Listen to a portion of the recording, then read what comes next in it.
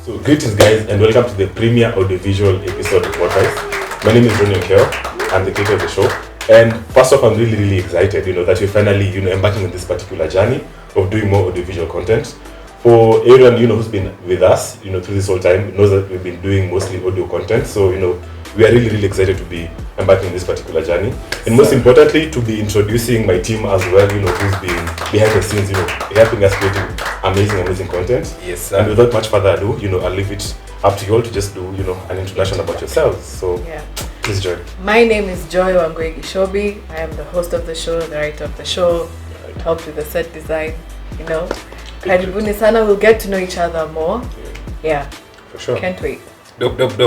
Kevin over here. I'm the resident brand manager and executive producer here at Podvise. Yeah. Finally, hey? EP. Finally. Yeah. Let's go. Let's go. Right? Yeah. But really super exciting. Yeah. Looking forward to it, guys.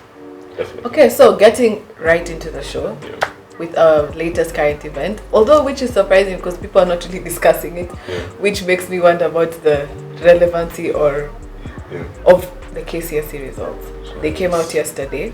Only a little over 1,000 got A's. Wow. But I don't even want to discuss grades necessarily. I just want to discuss the high school experience and how when you were in high school they made you feel like if you don't get that grade, your life is finished. For sure. Right? Sure. Did you guys ever feel that pressure?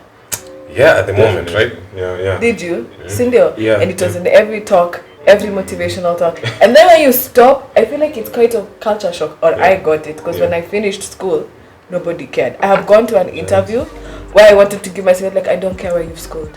Right. Tell me about you. Yeah. You're like, it's a lie. And what you can offer, right? Yeah. So, I don't know. I just feel like for the KCSE people, please don't go hang yourself. Right. Don't do it. It's not worth it.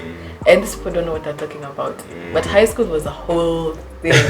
Definitely. Yeah, I mean, I totally relate to that. I feel like most of the times, students feel like their grades define them, and if you get a grade that you weren't necessarily, expecting, you become a little bit depressed. I don't know if you guys saw, I saw something on Twitter, where this lady was having a rant about how she felt. From how she put it, she was like, she never really slacked on her studies, and now her final grade, I think she got a C, and she was really depressed about it, and I hope that she does not necessarily harm herself or anything, but also like her family becomes a little bit more understanding that her grade does not necessarily define her, and she can still be able to kujenga nchi, in such sense. So I think we shouldn't necessarily just be defined. She's not a C. Exactly. She got the grade C, but she's not a C. And I feel like that's where the difference comes in, right? They make you feel like you're an A, so you're an A person. Yeah. And I think a lot of people who used to pass exams, because you can be good at passing exams, right? At cramming. Senior. And then when you go to workplace, they are clueless. It's totally different. Yeah. And another thing also with grades, for sure there's a time I felt like my grade determined how my parents would treat me. So if I came with a good grade, I can ask for something. We can have conversation. I can watch a show. You get. But if I didn't come home with a good grade, it's like you're watching TV and you didn't get it. You can't even chill. Yeah, you can't just relax. So you just lock yourself in the room, or you just feel like now you're worthy when you pass. Just give me results. I do so much. You get. So it's Miza, but. Please, you guys, just find your strength and don't listen to these teachers. They don't know what they're talking about. For sure. Like, don't let your grade define you. Yeah, you're not your grade. Yeah. Even when you get that A, wherever you go, you still have to prove yourself, Ama. For sure. Yeah. And I don't know if you guys have had the notion where people say that most of the times it's either like the C to E students who become, who own different businesses and now they employ the A grade to manage their businesses. What that about is that, real. right? Maybe you've seen it, isn't it? Yeah. So it's actually like a thing. It's not just like a theory. I do have a theory for that. Maybe it's because when you've been getting A's, even though the teachers would treat A students, it always was different. They would get the prefect position, and they would get this and that. So you're used to being put on a pedestal. Right. It's almost like you could even be a bad person. But because you get A, you're not getting an expulsion. Yeah, for sure. Right? It invalidates everything else. The school. Yeah. And then you get outside. Now the people who used to get the C and they're used to being overlooked, they have something to prove. Right, exactly. Most of the time, like, they end up being the hard workers. Yeah, because they have something to prove. Because something inside of them is always like they're not always going to notice. To do better. Like your giftings are not that apparent. You need to put a little muscle to it. And so they do. And then you build personality, then you build your thing. And they end up employing the A person. It's so ironic. Yeah. So another thing I saw. Yeah. And I shared with my partners here a video of how people in podcasts. No pun intended. Pun intended. Men and podcasts. I feel like people have, if you've been on TikTok or on social media, people are even saying men shouldn't even be allowed to have podcasts anymore. Because some of them, like they just be doing the most. You do the most, especially when it comes to women. Yeah. And appreciating your woman. Yeah. And this is how it goes. So I've taken my woman through the volcano. Yeah. And then put her in the middle of the Atlantic Ocean. Right. I wringed her neck 7 times, but she remained. It's hyperbolic, but you get it's true. I cheated on her. Yeah, I mean for sure. I've seen some. Yeah. I was poor. She took me to school. Yeah. She put shoes on my feet. She was amazing. She was your mother. You get. That's even your appreciation. She's not the best looking person in the world. And I tell her every day. She may not be the prettiest woman, she may not be the most good looking. Yeah, I feel like people she may not have the best body. It's a triggering statement. And I feel like that's the thing. Like most people, instead of going to therapy, they end up, trying to find a voice for themselves by hosting podcasts. And now it becomes like a wormhole, where instead of literally looking for particular advice, they start their own things and they just, end up ranting. And that's another thing also like I've gotten is like the narcissism nature of such things, where, what you just said, where a man will feel like they need to seize the moment for themselves before they appreciate the woman. I've seen cases where, let's say like the woman is graduating from something and that's when the guy finds the need to propose to them. Themselves. Like they're making the moment all about themselves. It was her moment. Yeah. Then they make it his moment. Right. They try to include themselves in that particular achievement. Which sometimes I feel like now, just dilutes the whole achievement of that person. By adding yourself in that whole situation. Even in friendship, just alone. What do you think? Yeah, I think it's an interesting observation. For sure. And it's real because it's like I don't think you need to put yourself in someone else's light. Yeah, exactly. Just because you're with them, unless they say, you know what, unless because they of this, they do it. Unless they do it themselves, bring you into the limelight. You shouldn't do it, as in personally. Yeah, I feel like it's such a narcissistic thing. Like people just need to do better. Yeah, and also like your partner is not an appendage of you. Like with them being a person, appreciate them. Describe her qualities, how she wakes up, what she does, the way she grinds, what you admire about her, right? Yeah. Not what she always keeps on giving. You're embarrassing her at this point. It's like she doesn't have value unless she is an appendage to you. Like she's an extension of you. Then it's like, let's appreciate her. But for me, I just thought it was hilarious. And I wanted to talk about it. I've actually come across, some of them. So I think it's definitely worth just bringing to their attention, that people need to do better. And also, just to to seek therapy, rather than or journal. Yeah, or even which we'll get into with journals. Some kind of healthy outlet. For sure. And I have just the thing for you when it comes to journals. Just journals. Some things don't need to be on a podcast. For sure. Or appreciating. That's not appreciating. You just wanted to talk about yourself. Then do that. Yeah. Right? Yeah. Right. This episode is sponsored by Erigati. Eregati is a 6-year-old company dedicated to hand-making personalized leather-covered journals for both personal use and corporate settings. They have a wide range of options, guys. They have the 5mm dot grid pattern pages, which come in handy, especially when it comes to sketching design projects. For example, for furniture and home and office improvement. They also have the traditional plain and ruled pages, so you have a variety to choose from. The colors are also just as diverse, and you will definitely love these journals. All orders are customized according to your preference, and yes, they do have a website, which will be linked below. You can make your orders there and they'll get back to you ASAP. Oh, and just when you thought it could get better, they have worldwide shipping, so cop one. For those of you who would love to order customized journals for the corporate settings with the company logos, etc., Eregati is the place for you. So hear ye. If you are into journals, of which who isn't, or you're not, that's fine. Definitely look into Eregati and they'll definitely take care of all your journal issues. Okay, so I want to hear your thoughts on this. What do you think about artificial intelligence, AI? I feel like there's a lot going on.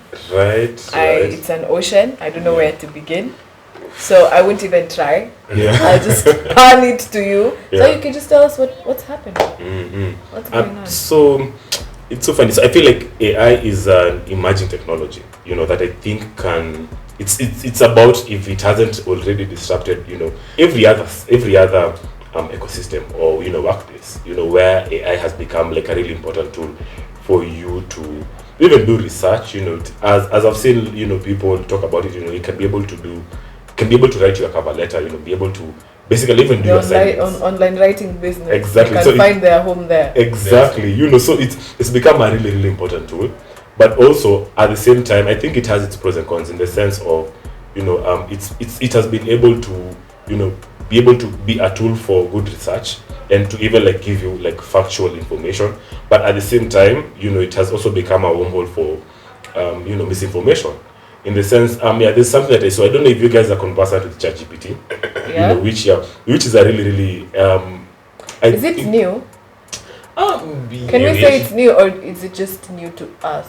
I think it's actually really new, because I feel like AI has really emerged for the last, I think, 1 year at least. That's when like I feel like it's hit its peak. I think it's even it's gonna even peak much more. Once guys are able to sort of like embed it on their day-to-day activities. But there's a couple of tools that use AI. A good example is DALLE-E, where it prompts. Let's say if you put in a prompt or like a description, generates a corresponding image that is related to what you keyed in. And it's so interesting because so you can like create logos with it. I feel like then for startups who don't necessarily have the budget to hire a logo guy, a website guy, because you just need so much just to make a brand. For sure. And even if I think there are people whose businesses is just brand making. Generally, I think AI would really. But now you see, like that's giving them a run for their money, in the sense of now you have this tool. But I think also it depends on how you use it. Right? It will knock you out if you don't know how to optimize it. No. If you are not keen enough, find a way to make it to your friend. You can be able to. You can monetize it. And it will even enhance your work experience. For that sense. You can take up more jobs. More. For sure. You're literally giving people.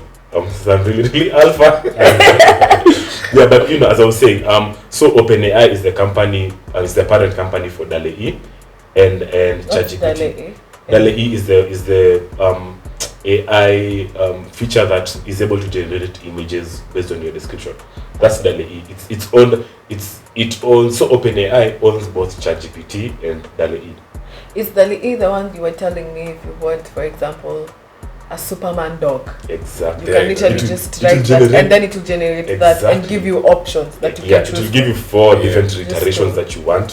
Which I think it's really like such an interesting tool, right? The fact that you can be able to just key in whatever you want, and it will generate different iterations. We even like different designs. If you want it to look like a Van Gogh painting, it will generate the same. I think it's a really, really important tool. And what I think what is really interesting about it is Microsoft, I think last week they invested almost $10 billion, from it, because they were like, if you can't beat them, you join them. So right, it's a B. B with a B. Yes, 10 billion. People have that 10 billion. Microsoft has been there for as long as I remember. Either it's Microsoft. Yeah. Right. We're not surprised. Yeah. I do have a question though. Yeah. Okay, in my mind, I feel like even though they have a variety of images and stuff, they're still offering the same thing to everyone who types in that. No. So funny thing is, every prompt is different. It will never generate the same image twice. Really? So if we all do it at the same time, it's gonna say I want a different Superman results. dog. Yes. It will give me different options, so that we don't have the same. Yeah. I feel like courts would make money. Right. You took my copywriting things, right? Copywriting things, that's what I was thinking. Yeah, but it's so interesting because every different generation is different. Like every time you generate something, it generates a different image. So it has like a lot of it's just machine learning data. things. Yeah. So there's the DALLE, where it generates images.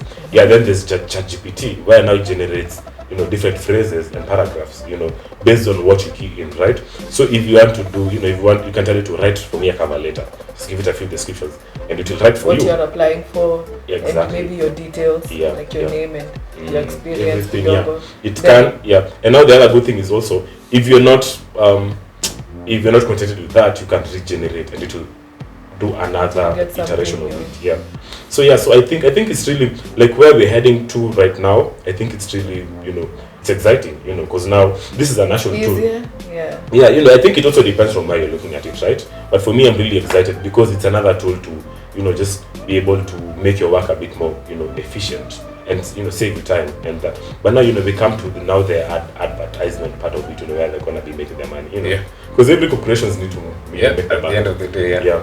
But so where I was heading with this is, I think it's a really important tool, but also in the sense that it can give you factual information. It can also get you deep in the rabbit hole of misinformation.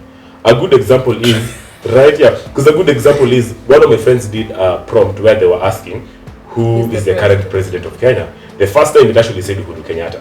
So this guy was like, no, you're wrong, it's not Uhuru Kenyatta. Then he said, oops, I'm sorry, it's Raila Odinga. So for me, it's like, so why am I having a machine? I'm depending on you to give me the answer. Exactly. So how do I know this paper that I did for my uni was even correct? It's factual. See, that's the other thing. And which means if you as well don't know the facts, you will take it for what it is. If I live whatever country and I chose, what's the president of Kenya? Right. And I wrote it wrote to Uhuru. Yeah, it wrote I wouldn't Uhuru, know then that it that's said not Raila. true. Exactly. So now imagine, let's say you're trying to compile something, you search but Googling. Google knows who the president is.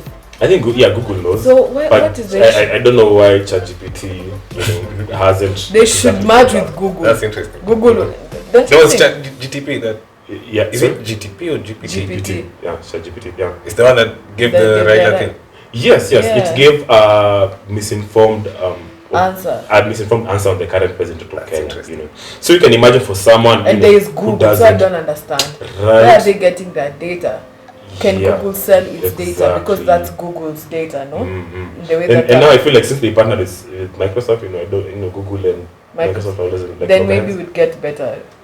So I mean, I don't know. I just feel like maybe also since it's just we're still on the early stages of it, maybe it's gonna do better in regards to like researching. But still, I just want to urge everyone, if you're gonna use it, I think look into it. Yes, just like do prior research. Yes, just get your facts right, because sometimes it can be able to misinform you. And if you're like way too deep, by the time you're getting misinformed, you may be way too deep to actually like get back your facts. So it can compromise you, for lack of a better word. So what do you guys think about? Are you guys excited about AI? Yeah.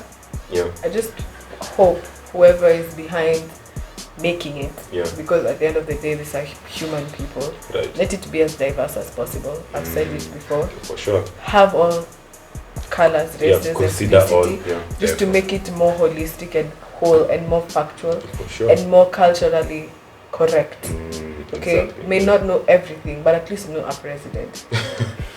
You understand what's next? The bare we minimum, live right? in the jungle, like let it not be another place where racism is just racism in this sense. I do mean to actually, in that they don't care. If he prompted who's the president of the United States, exactly, it would not be a mistake. And I feel like if it's packed for USA and Europe and stuff, it would be first world countries. So if it wants to be a thing for everyone, then let it be a thing for everyone. But if it's for a niche, then fine. It only needs to know that topic, right? Yeah, but I think it's worth looking into, especially if you have your own businesses, so that you know how you can, if you can beat it, then you are part of the few people who know how to actually use this thing and monetize it and get your own team. Exactly. As opposed to it sneaking up on you and then you're knocked off. Exactly. Right? For sure. Yeah. But yeah, I mean, for me personally, I mean, that's, of course, it's powerful what you just said, and it's, yeah, I feel like the guys behind the creation of it need to factor in the social impact behind it. And but yeah, other than that, I just feel like AI is something that's still young. It's kind of young, but my point is more to the sense of public understanding and like sensitization of what AI actually is and how it can actually help in like a real impactful, way at global scale. And it's just about the guys behind it they need to, in my opinion anyway, they need to think about sensitization as well. For sure. Yeah, and not just because I feel like in today's world, AI is perceived as something a bit too foreign, It's a bit far. Yeah, like it's too far from the realm of general understanding. For sure. And that's actually not true. We are using it even now. Right now on your phone and everything, it's already actually there. It's already like there. Yeah. Spotify. How do you think? Even when you were talking about for sure. applying for stuff, there are still apps that do that. Yeah, so it's actually in our ecosystem already. Yeah. And it can actually, because AI is a problem solving tool. Should they teach it in schools, do you think? They definitely should at this point, as low as early primary. People who've done computer stuff and IT stuff, do they upgrade theirs, or do they just have the same syllabus? Like, because I feel like computers have so many things coming up, the AI and the AR and all the XR and the stuff. Do they actually teach these things, or do you have to specialize for that? At this point, it depends, with the kind of institution you're in. Yeah. Because looking at the situation you're in here in Africa, it's you'd quite. have to go to a specialized kind of school, like universities who have. Yeah, it has to be. It's plus it's like upper higher learning for sure levels, and of course it comes with the price going to such an institution. For sure. But yeah, I feel it's important. Let me just throw a span in the works. So, what do you guys think for the let's say we have mainstreamed it onto our curricula, or find a way to make maybe students to be able to use it? How do you think students are gonna be doing their homeworks if the Chat GPT can literally just do your homework? That was my thing. People become right. You change the concept of homeworks. Here's the thing. It will change. See, it's technology. Technology, by nature, is disruptive. For sure. You can't bring in something as powerful as AI into education systems and expect the education system to just work with the systems that have been there. Right. So certain things will have to change to adapt. For sure. But at the end of the day, I think it will actually make people. It might make things a bit more better, easier. People learn faster. More stupid. That's true. There's that. So that's true. So but I will say this. With every advancement in technology, with every invention and everything being so machinerized and automated, sometimes people now want to go back to the handmade stuff. Right. And the letter writing and the calligraphy. That's when they find the value. Yeah. So don't not develop your skills if you're really good with your pen. Still do it. I don't care which AI comes. If you're an artist and you can paint, please do it. Like, don't. It's gonna be a niche. Yeah, you're going to find your people, I promise. For sure. Right? And even, So, but even in schools, like in Kenya, they really wanted to give books for, what was the tabs for everyone. I thought it was fair if it could have been done, because even textbooks would have been there, and there's curriculum and the what, and it would be controlled, obviously. Books you can just use your and it's cheaper even for the parents. For sure. right? Now that's something to be said for people who print books. But me, I'm looking at the students who are wherever and wherever. People said, oh, you don't do it. But I feel like where we are going, I think maybe the government should really look into it. Just a way to make people aware, what I'm using right now, this is AI. Right, Yeah. And how you can be able to use it to complement your field of work. Because even like me as an artist, I feel like I can be able to use, let's say like DALLE, in regards to complement my storyboarding. Because I can just let it generate a couple of images, then those images I can use them as, as a mood board in some sense to just help me complement, my visual process. Right? Yeah. So I think, it can be a good tool. I think everything disruptive has its pros and cons, right? So, just how you can be able to leverage it to your advantage while, not having to cause any social harm. Yeah. But I think it's going to be right because just to finalize, I feel like the sooner we talk about AI, the sooner we can get legislation on it as well. Because with great access comes great responsibility. For sure. We've only seen just on Twitter how things can really go from A to Z. Right. How we have cancelled people over 10-second videos. Kumbe there was another. So if this AI is coming in again, I feel like as a society we need to have more responsibility. For sure. Yeah, so there also needs to be some regulation. Yeah. In some sense, right? Like some regulation for sure. So that we can enjoy it more. Right? Guys, we talked about AI and how we can monetize it and how we can make it use, for ourselves. For sure. So now I want to talk about money. I want to talk about money. For sure. About coins, right? I want to start with Kev. Oh, hey now. So we're talking about money, guys, and we're starting with saving and investing. For sure. The reason I'm talking about it is, well, we are young, of course, not millionaires yet, whatever, and people want to know how you save in a sustainable way. What do you do, Kev? Tell us. What do I do? I mean, here's the thing with saving. Personally, I feel it needs to be done with a purpose, right? Okay. If you're putting money aside, it needs to be attached to a goal, right? Okay. And there's this, I don't know how to say it.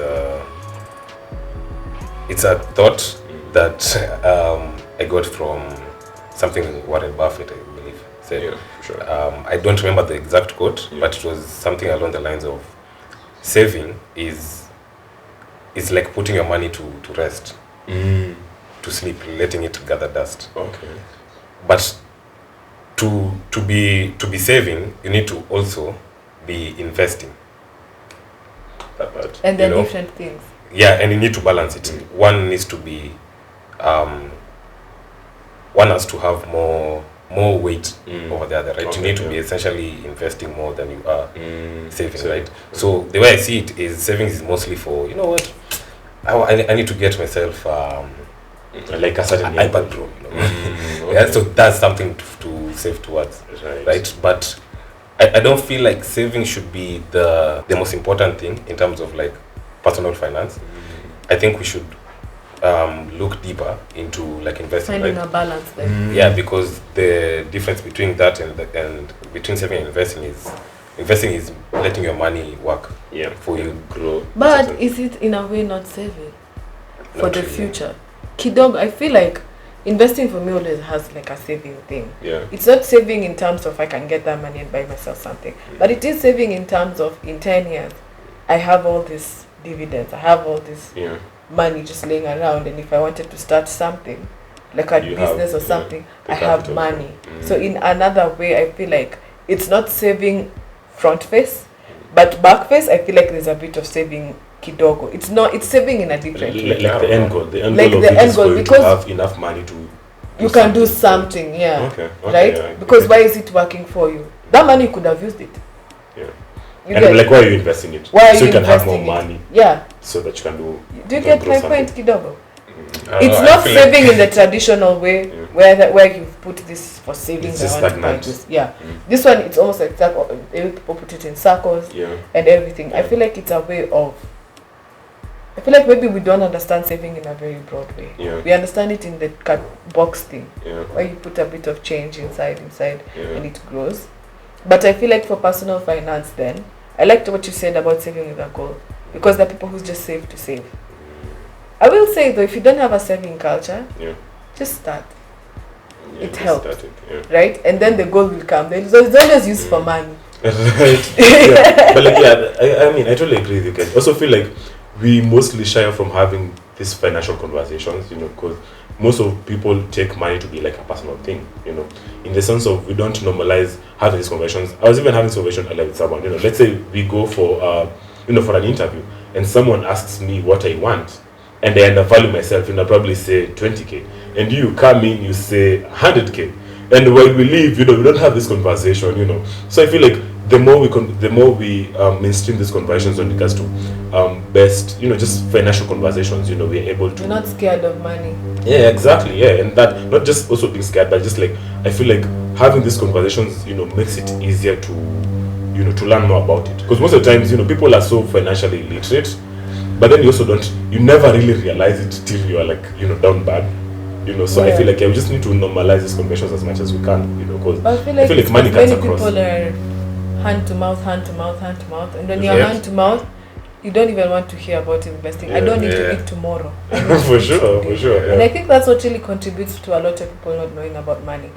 Which leads me to this. Even the poor people, somehow they do go to school. Yeah. The way money is taught in school is atrocious. Right. They actually don't teach you anything valuable, I feel like. Right? I don't even remember anything. But if they taught us, so this is how you save, this is how you invest. Even taxation. Even with little money, this is how you pay taxes. This is how you apply for this. This is how you can do and make your credit better so that you can be attractive for a loan. These are how bank accounts work. These are how bank accounts, and they can start as early as primary. Saving, you can start as primary. Save that. If you have 100 shillings, you can save 20 shillings, and then tomorrow you have. But we don't even have that. It's just calculations that you don't even understand. Right. Yeah. And that's how I feel like people are.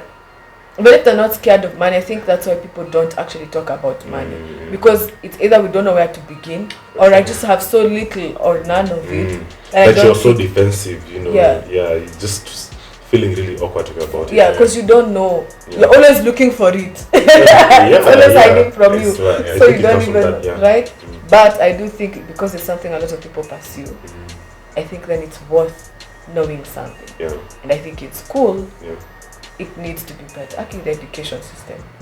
Do something. Yeah, we need to be better. Or even just moving forward, maybe you can get like a financial, someone who has more insights on that to just come through and share, more to our main audience. Even in schools, they can do, instead of this motivational talk that tells you need to get an A to get to life, they can be bringing like people to talk about constructive conversations. Yeah, because that you will remember. For sure, I swear. Yeah. So, since you're on that conversation, just like, I really want to know, like, how you guys, like, do you guys have a saving culture, and like, how do you guys save, at least? Well, for me, how do I save? The way I'm talking here, I'm a hypocrite. I do want to start with a circle, though, because I feel like people have been talking about it, and you can get the loan. Yeah, I feel like it's pretty safe. The reason why it's not investing. Would you say a circle is investing because you're buying shares? I think it's one way of investing. Sometimes. Plus, also, like how circles usually work is there's also like a point. Okay, I think it also depends on what circles. Because I feel like there's also like those chamas. Is a chama still a circle? Because I feel like a chama is still a circle. Be. Where there's like a merry-go-round thing. Where let's say we are like the three of us. That's saving. Every time, you're given your chunk, you do something. And therefore, then it also has like this low interest rates. Because it's not like a bank. It's not like too capitalistic. At least that's what I've had. So, because for me, my struggle was the people who are for money markets, people who they swear by circles. Yeah. Many people say don't even bother putting it in the bank; it will even lose value. Yeah. Which I don't quite understand yet. Yeah. And then I think I actually told you guys last time about somebody talking about the banks even in UK, and he realized there were people saying like you can have 30 million euros there, right? But if stuff was to go down, they can only give you 10% of your money. What? It's always in the fine print. They can't give you all that money. Yeah. And it's for everyone. 10% only. Yeah. Wow. Apparently. So at what point do you get a very meager amount? At what point do you get your whole funds? You can't. You can't just get them at once. It's like you're in a cult now, till death. Can you really withdraw just funds? Even when you just go to the bank and say I want 10 million, they'll call you aside like, it's always so you're like, but it's my money. And you find out it's not. You just can't come out and do that, even if it's yours. That's interesting though. I didn't know about it. We need an expert in this. Exactly. Yeah, somebody to ask questions and how the banking works. If that's you. If that's you. We are looking for you. Yeah. I also read I feel like most of the times I get like really informative information on Twitter. There was someone who was saying that there's this a couple of banks that, let's say if they send you an alert, they charge you somewhere around, I think 60 bob or thereabout, which I think, which I think it's really. What are they alerting me about? Right, like you don't really need to alert me every time. My coins? Like when they send you any alerts, just know that they okay, for example, if you make a transaction and then that message usually comes to tell you such amount has been transferred from your account to whatever account, they charge you for that. Is that what you mean by alert? I think it's that. I just feel like I'm probably yet to confirm that. Yeah, but it still doesn't make sense. Like if you're trying to alert me for something, probably like, why would you charge me? Maybe yearly. I think it's every alert they send you, they charge you. I also read yesterday, I think it was just yesterday, it was really like someone needed a letter. He's an amazing visual artist from Kenya. So he needed a letter from the bank to confirm that he banks there, and the bank was going to charge him 2,400 just for a letter to confirm that you bank with them. Isn't that atrocious? So they're just robbers. That's I feel like some things are just discouraging, right? Of which I can even show with my account. I can show you my ATM, I can show you history of my transaction. Yeah, I think he was trying to apply for something, and the bank had to charge him 2,400 to get the letter to confirm that he does actually bank there. Which I think it's such an. I think they're just coming up with these rates as they go. Right, I feel like it's so depressing. So I think that's why people don't talk about money then.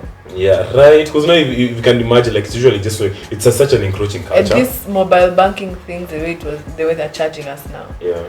You transfer 300 from your account to your M-Pesa, 9 shillings is gone. Oh yeah, like they brought back the fees from bank to M-Pesa. It's too much. 309 bob. Yo, 300. I can imagine. Let's say like 10,000. 50K. Your 10,000 is gone. It's just sad. For every transaction, though. It's sad to say the least. I don't know. I mean, for me, if I was gonna speak on how I save, at least I've been trying to just double on the whole cryptocurrency thing. Being an NFT pro. Yeah. So yeah, I try to save the little crypto that I have.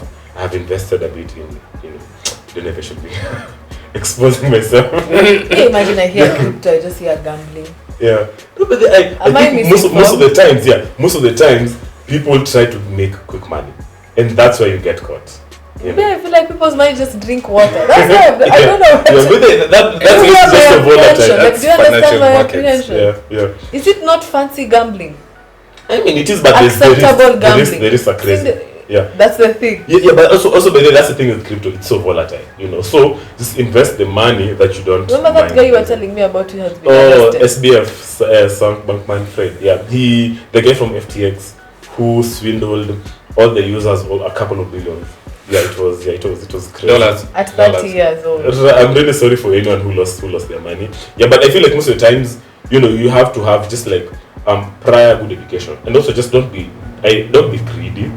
You just start small, so that's when if it goes right. It's not something that also, plus for me, like I invested in like stable coins at least. Like I only invest in Bitcoin or Ethereum. In regards to how I invest in crypto, I've been able to just invest in stable coins. Which I mean, not financial advice. Also do your own research, but I was able to invest in Bitcoins and a little bit of Ethereum, also a bit of Dogecoin because Elon Musk was pumping it a bit.